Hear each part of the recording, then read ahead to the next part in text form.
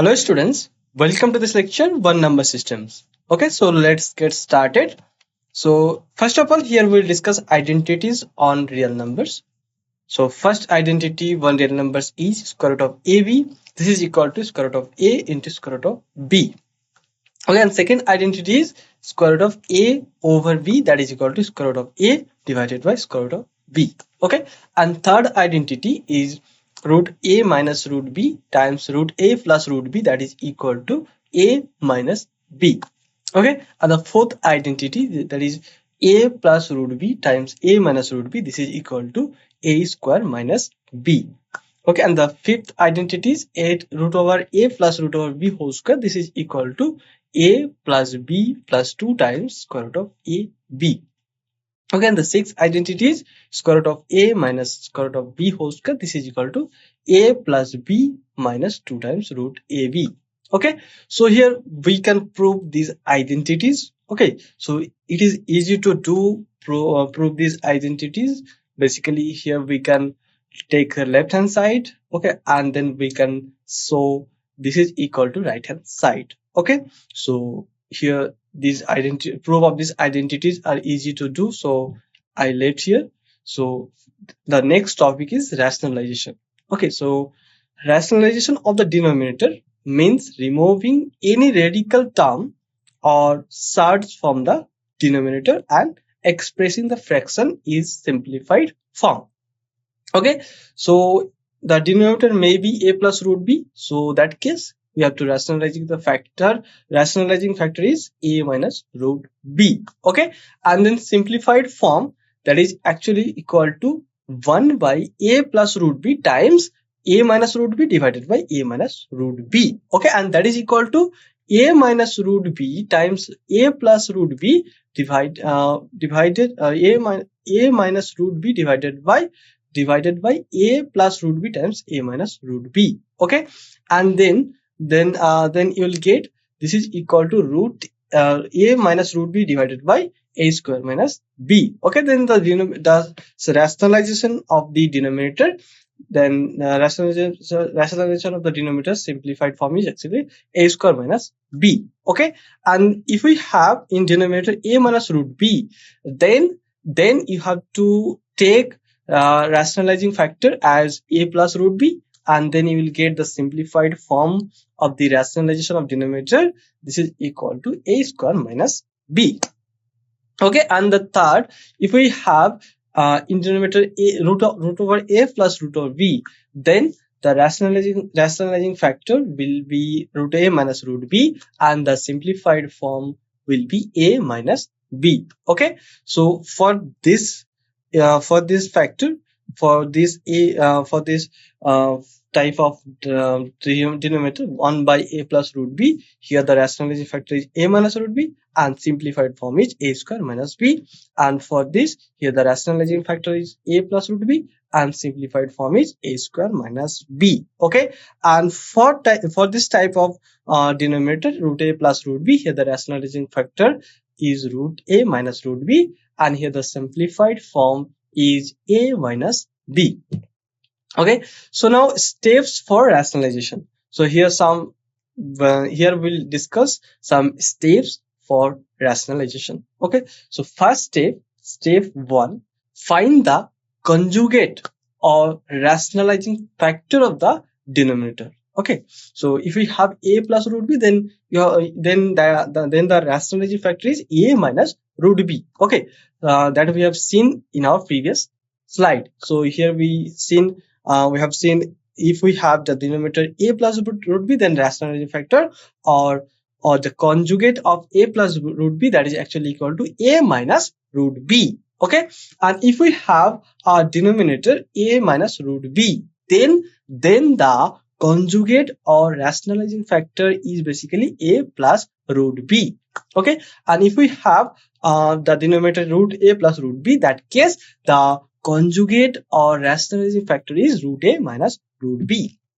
So in step 1, you have to find the conjugate or rationalizing factor of the denominator. Okay, and then in next step, step number 2, here you have to multiply the numerator and denominator by the conjugate. Okay, so in next step you should multiply the numerator and denominator by the conjugate, and then in third step you have to simplify the expression. Okay, so these are the steps of steps for rationalization. Okay, so by using these steps we can easily rationalize any denominator type 1 by a plus root b, or 1 by a minus root b, or 1 by root a minus root b. Okay, so here we will discuss some example related rational numbers or not. Okay, so here check whether 7 times root 5. Okay, and the 7 by root 5, root 2 plus 21, pi minus 2. Okay, so these are irrationals or not. Okay, that you have to show here.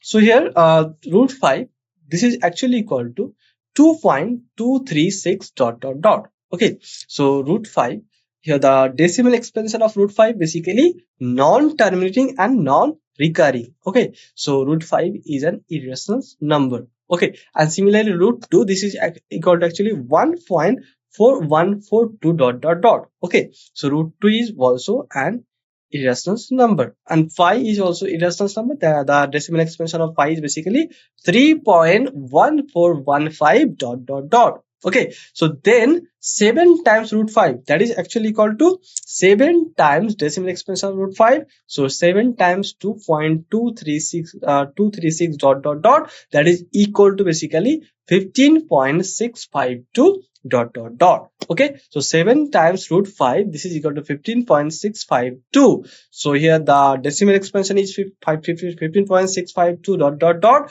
and here the decimal expansion is basically non-terminating and non-recurring decimal expansion. So therefore 7 times root 5 is an irrational number, and 7 by root 5, that is equal to actually 7 times root 5 divided by root 5 times root 5, and this is equal to actually 7 times root 5 by 3, and the decimal expansion of 7 times root 5 by 3 is basically equal to 3.1304 dot dot dot.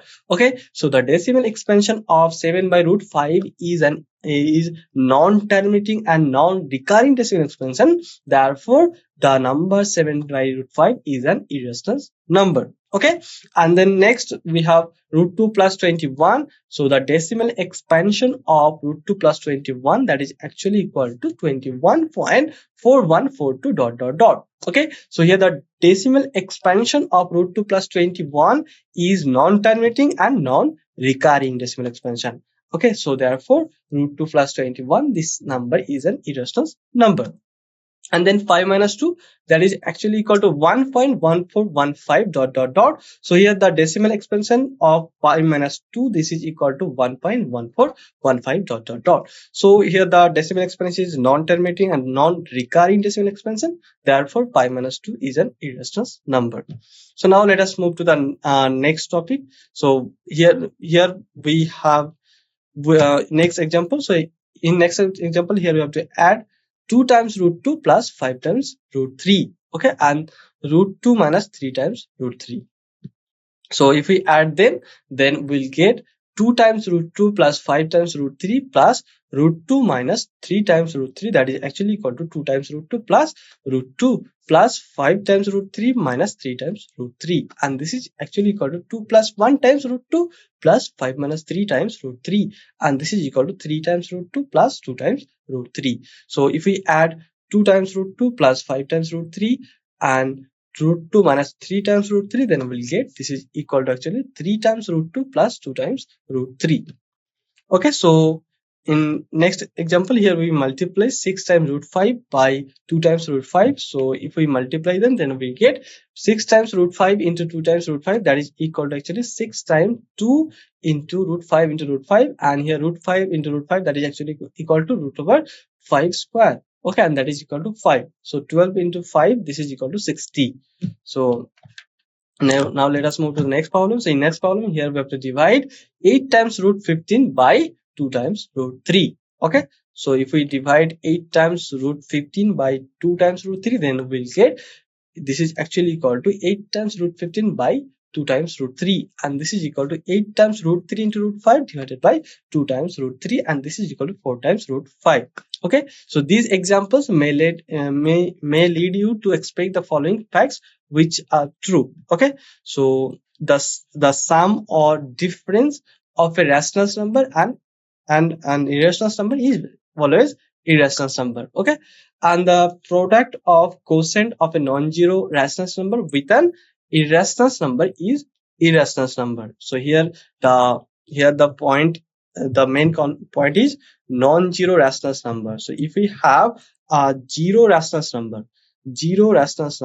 then 0 times some irrational number will also 0, that is actually irrational number. Okay, so for if we have, generally if we take rational number and if we take irrational number, then if we take product, then that is not always an irrational number. Okay, so that is why you should take when you operate product of product or quotient of a rational number and irrational number. In that case, you should take non-zero rational number.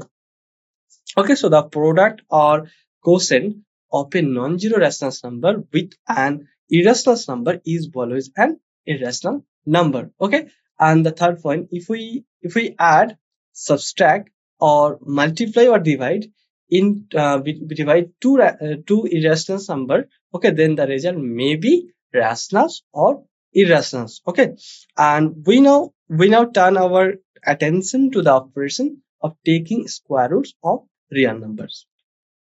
So operation of real numbers, that if a is natural number, then square root of a, this is equal to b, means b square, this is equal to a, and b is greater than 0. And the same definition can be extended for positive real numbers. So if we let a is greater than 0 be a real number, then square root of a is equal to b, means b square is equal to a and b is greater than 0. Okay, so in section 1.2 we saw how to represent root n for any positive integer n, okay, on the number line. So we now saw how to find square root of x for any given positive real numbers x geometrically. Okay, so here we'll see we'll now show how to find square root of x for any given positive real number x geometrically. So here, for example, let us find it for x is equal to 3.5. That is, we find square root of 3.5 geometrically. Okay, so here first of all you can take 0 as a mark, 0 as a O point. Okay, and take here point B, and the distance from O to B, this is actually unit, okay, 1 unit, and here the distance is B and D also 1 unit, and we extend OB to C, and this distance is basically BC is equal to 1 unit. And here point A to point B, the distance is basically 3.5. And then here this distance is basically the square root of 3.5. So mark the distance 3.5 units from a fixed point A on a given line to obtain a point B such that AB, this is equal to 3.5. So this distance AB is 3.5 unit, and from B mark a point of 1 unit. Okay, so from this point B we mark a point 1 unit. Okay, so that is BC, this is equal to 1 unit, and then find the midpoint of AC and mark that point as O. So here we find midpoint of A and C and we mark as O point. So now draw a semicircle with center O and radius OC, and draw a line perpendicular to AC passing through the point B and intersecting the semicircle at D point. Okay, so here we take this perpendicular which actually passes through, which is passing through the point B and touches the semicircle at point D. Okay, so now then BD, this is equal to actually square root of 3.5. So BD is equal to square root of 3.5. So more generally, to find the square root of x for any positive real number x, we mark B so that AB is equal to X units, and as in mark figure 1.12, here mark C so that BC is equal to 1 unit. And then we have done for the case X equal to 3.5, so we find BD, this is equal to square root of X. Okay, so we can prove this result by using the Pythagoras theorem. So here we can use Pythagoras theorem and we can prove this result. So notice that in figure 1.12, so in this figure you can notice that triangle OBD, that is actually this triangle. Okay, triangle OBD. So if we join this, then you will get this triangle OBD. Here the angle B is 90 degree. Okay, so this is actually a right angle triangle. So here also the radius of the circle is basically x plus 1 by 2 units. Therefore, OC, this is equal to OD is equal to OA is equal to x plus 1 by 2 units. Since OC, OD, OA, they are well equal, and here OC as radius of the semicircle. Okay, so OC, OD and OA, this is equal to x plus 1 by 2 units. So now OB, this is actually equal to x minus x plus 1 by 2, and that is equal to x minus 1 by 2. Okay, so now by the Pythagoras theorem, we have BD square, this is equal to OD square minus OB square, that is equal to x plus 1 by 2 whole square minus x minus 1 by 2 whole square, that is equal to 4 times x by 4, and this is equal to x. So this shows that BD is equal to square root of x. So BD is equal to square root of x. Okay, students. So by using Pythagoras theorem, here we have shown BD is equal to actually square root of x.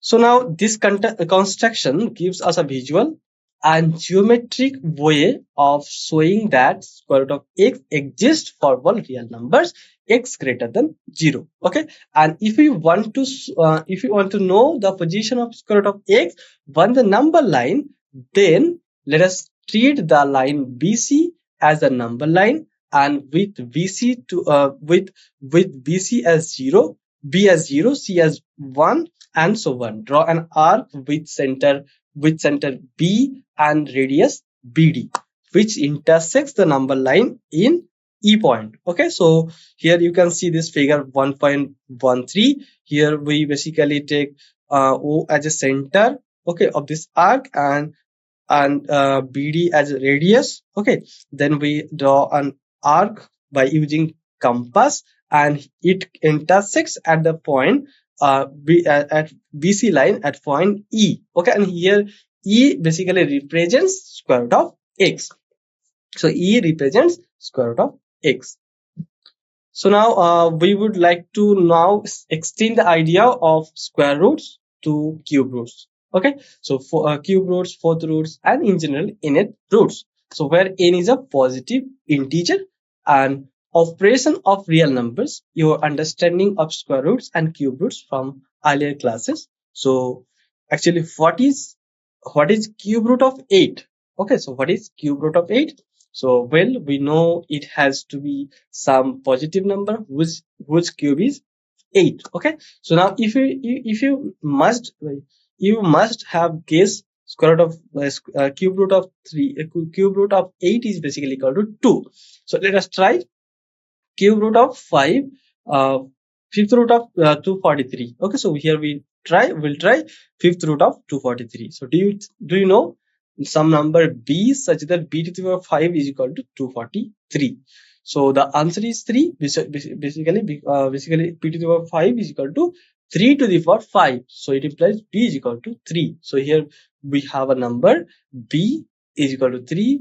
For that, the fifth root of 243 is equal to 3. Okay, so therefore fifth root of 243 is equal to 3, and the cube root of 8 is 2. Since there is a number b such that bq is equal to 8. Okay, and it implies bq is equal to 2 cube, and it implies b is equal to 2. So cube root of 8 is basically 2. So for these examples, can you define nth root of a for a real number a is greater than 0 and a positive number n, positive integer n. Okay, so here first of all, let a is greater than 0 be a real number and n be a positive integer. Then nth root of a is equal to b if b to the power n, this is equal to a and b is greater than 0. So note that the symbol square root of use in square root of 2, cube root of 8, nth root of a, etc. is called the radical sign. So this symbol is called radical sign. So we now list some identities relating to square roots which are useful in various ways, and you are already familiar with some of these from your earlier classes.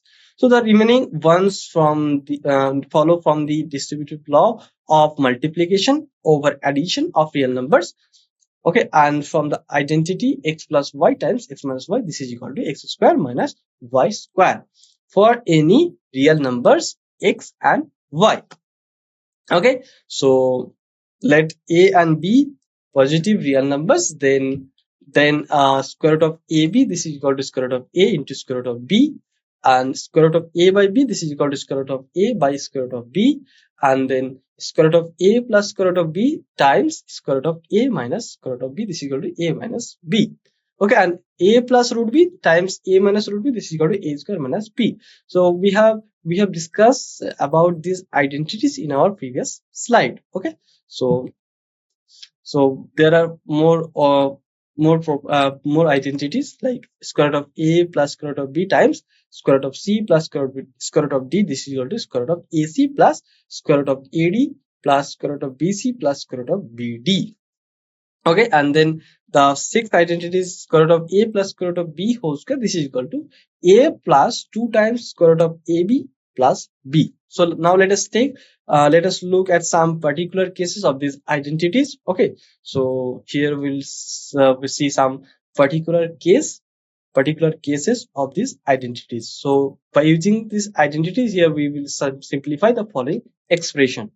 So the first expression we have 5 plus root 7 times 2 plus root 5 is what? Okay, so here first expression is 5 plus root 7 times 2 plus root 5.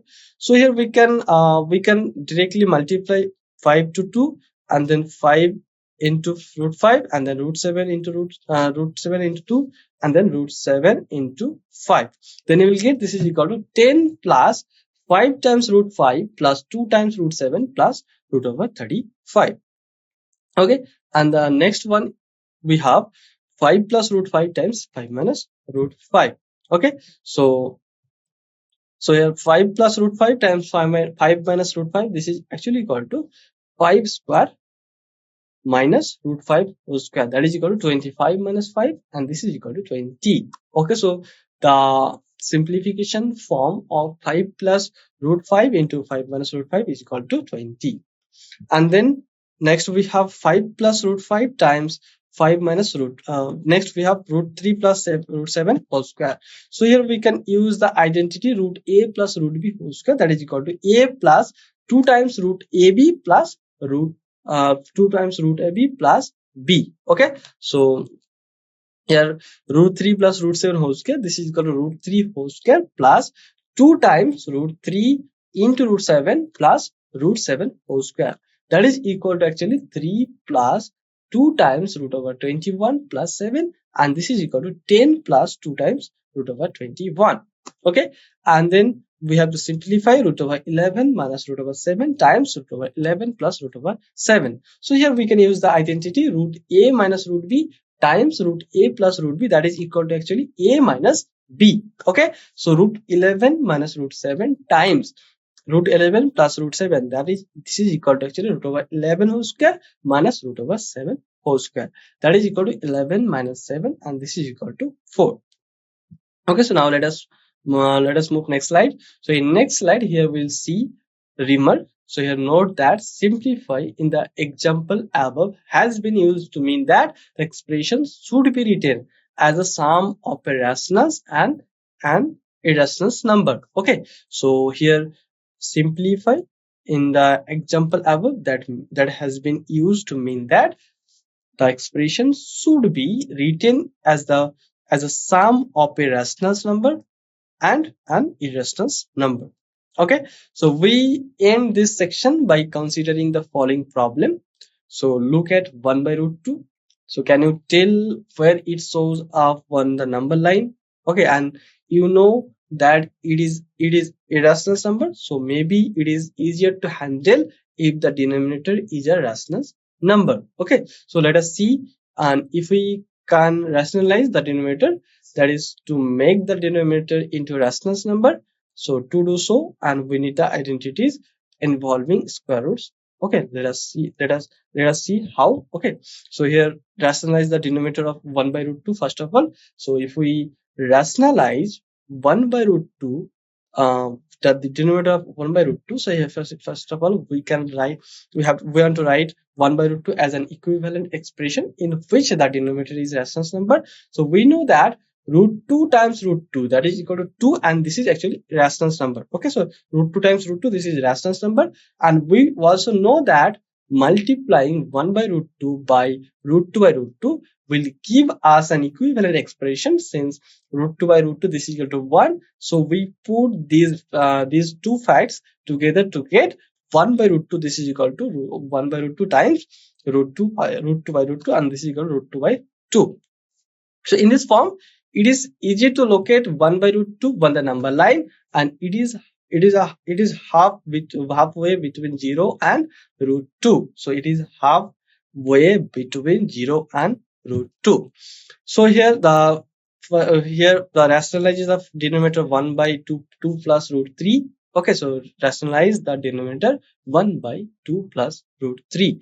So here for rationalizing 1 by 2 plus root 3, here we use the identity 4 given earlier and multiply and divide 1 by 2 plus root 3 by 2 minus root 3, and to get 1 by 2 plus root 3 times 2 minus root 3 by 2 minus root 3, that is actually equal to 2 minus root 3 divided by 2 square minus 3, that is equal to 4 minus 3. Okay, and this is equal to 2 minus root 3.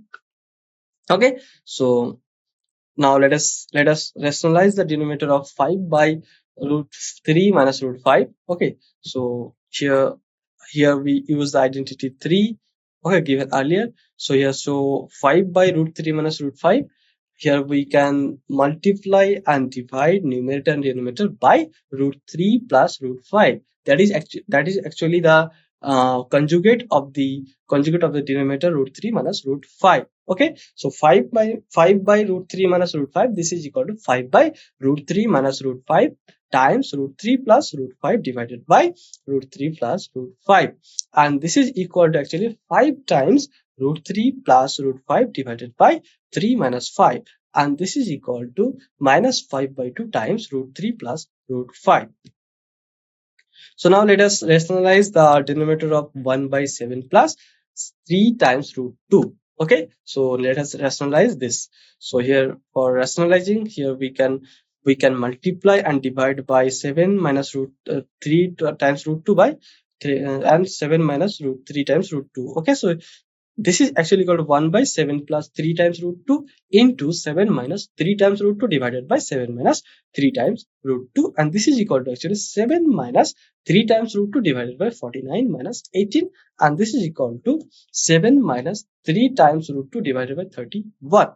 So when the denominator of an expression contains a term with a square root or a number under a radical sign, the process of converting it to an equivalent expression whose denominator is a rational number is called the rationalizing the denominator. So what is the rationalizing of the denominator?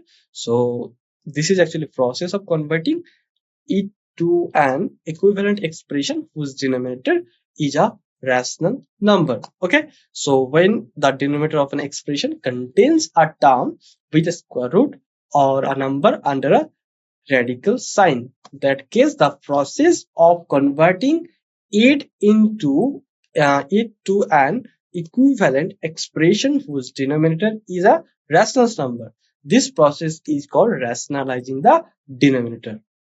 Now we'll discuss laws of exponents for real numbers. Okay, so here we have some laws of exponents for real numbers.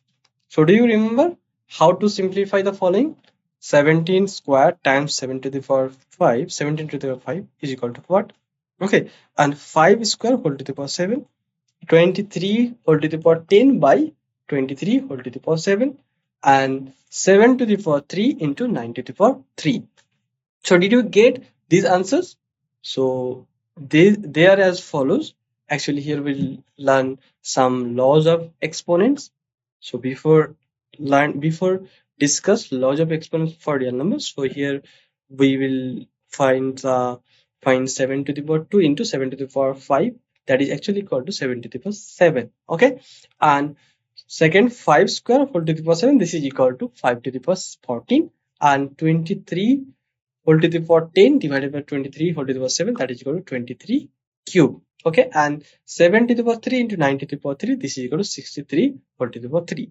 So to get these answers, you would have used the following laws of exponents. Okay, that we'll discuss in this lecture. So which you have learned in your earlier classes. So here a, n and m are natural numbers, and remember a is called base, m and n are called exponents. Okay, so a is called base and m and n are called exponents. So a to the power m times a to the power n, this is equal to actually a to the power m plus n. So this is the first this is first laws of exponent. Okay, so this is first laws of exponent, a to the power m times a to the power n, this is equal to a to the power m plus n. And the second is a to the power m whole to the power n, this is equal to a to the power m n. And then third is a to the power m divided by a to the power n, this is equal to a to the power m minus n, where m is greater than n. Okay, and the fourth one is a to the power m times b to the power n, this is equal to ab whole to the power m. So what is a to the power 0? So yes, it is actually 1. So if we have some numbers, some natural number, okay, or in non-zero integer, then that number to whole to the power 0, that is always give us 1. So if we you have learned that a to the power 0 is equal to 1, and so using 3 here, we can get 1 by a to the power n, this is equal to a to the power minus n. And we can now extend the laws to negative exponents too. Okay, so we can expand the laws for negative exponents. So for example, 17 to the power 2 times 17 to the power minus 5, this is equal to actually 17 to the power minus 3, and this is equal to 1 by 17 to the power 3. Since we know this identity, 1 by a to the power n, this is equal to a to the power minus n. So we know this laws of law of exponents, 1 by a to the power n, this is equal to a to the power minus n. Okay, by using this we get 7 to the power minus 3, this is equal to 1 by 17 to the power 3.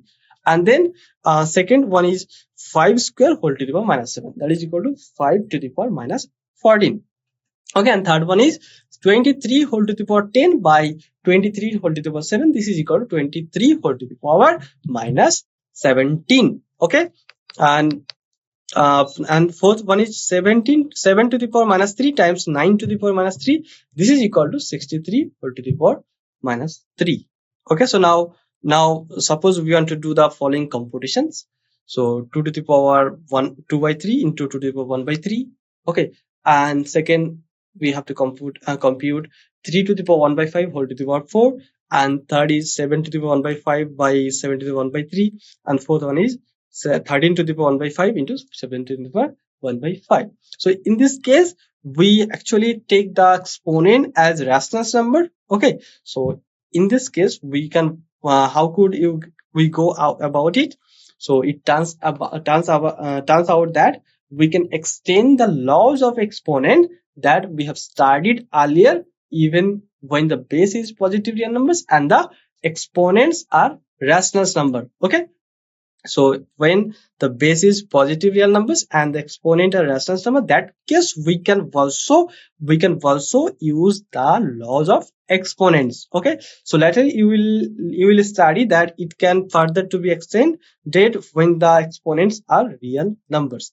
So but before we state these laws, and to even make sense of these laws, we need first understand what, for example, 4 to the power 3 by 2 is. And so we have some work to do. So we define nth root of a for a real number and a is greater than 0. Okay, as follows. So here, first of all, let a is greater than 0 be a real number and n be a positive integers. Then nth root of a, this is equal to b, and we know if b to the power n is equal to a, then this can be written. Okay, nth root of a is equal to b and b is greater than 0. So in the language of exponents, here we define nth root of a, this is equal to actually a to the power 1 by n. Okay, so in particular, cube root of 2, this is equal to actually 2 to the power 1 by 3. So there are now two ways to look at 4 to the power 3 by 2. So 4 to the power 3 by 2, this is actually equal to 4 to the power 1 by 2 times whole to the power 3. Okay, that is equal to 2 to the power 3, and this is equal to 8. And other ways, 4 to the power 3 by 2, this is equal to 4 to the power 3 to the power whole to the power 1 by 2, and this is equal to 64 whole to the power 1 by 2, and this is equal to 8. So therefore we have the following definition. So let a is greater than 0 be a real number, and let m and n be integers such that m and n have no common factors other than 1. Okay, and n is greater than 0. Then a to the power m by n, this is equal to actually nth root of a whole to the power m, and this is equal to nth root of a to the power m. So we now have the following extended laws of exponent. Here we let a is greater than 0 be a real number and p and q be rational number. Then we have a to the power p into a to the power q, this is equal to a to the power p plus q. Okay, and we have a to the power p whole to the power q, this is equal to a to the power pq, and if we have a to the power p by a to the power q, this is equal to a to the power p minus q. Okay, and then we have a to the power p into b to the power p is equal to ab whole to the power p. So you can now use these laws to answer the question asked earlier. Okay, so you can now simplify these expressions. So by using that laws of exponents, so you can easily now simplify these expressions. Okay, so here we have answer 2 to the power 2 by 3 into 2 to the power 1 by 3, this is actually equal to 2 to the power 2 by 3 plus 1 by 3, and this is equal to 2 to the power 3 by 3, and this is equal to 2 to the power 1, and this is equal to 2. Okay, similarly you can do this 3 to the power 1 by 5 whole to the power 5 4, this is equal to 3 to the power 4 by 5. And third one, we have 7 to the power 1 by 5 divided by 7 to the power 1 by 3. This is equal to 7 to the power 1 by 5 minus 1 by 3. And this is equal to actually 7 to the power minus 2 by 15. Okay, and 13 to the power 1 by 5 into 17 to the power 1 by 5. This is equal to 13 into 17 whole to the power 1 by 5. And this is equal to 221 whole to the power 1 by 5. So this is all about this lecture. Thank you very much to all of you.